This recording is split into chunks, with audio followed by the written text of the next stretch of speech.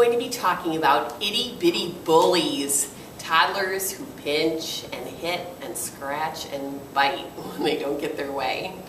Now, toddlers tend to hit and bite and those sorts of things to express their emotions and also sometimes to test limits. And there are 4 things that you can do to deal with children who are aggressive in this way.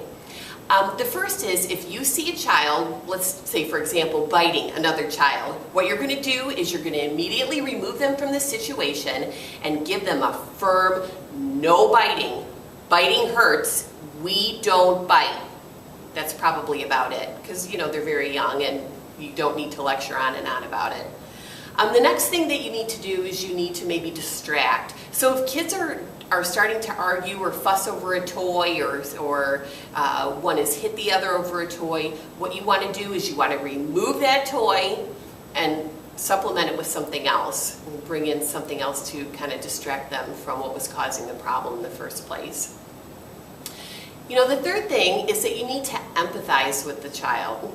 A lot of these kids just don't have the language skills to sort of process what's going on in their head, and that's why they hit or bite or scratch.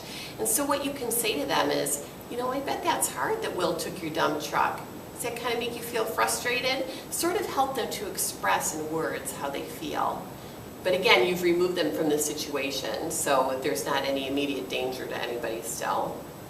And then finally, probably the most important thing to do before any of this happens is that you want to create an environment of prevention.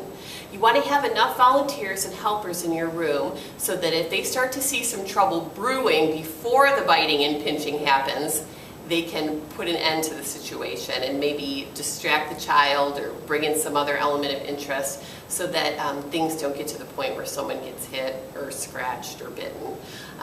Redirecting is a great thing that these helpers can do, and they can also model appropriate behavior, how to share, how to speak kindly.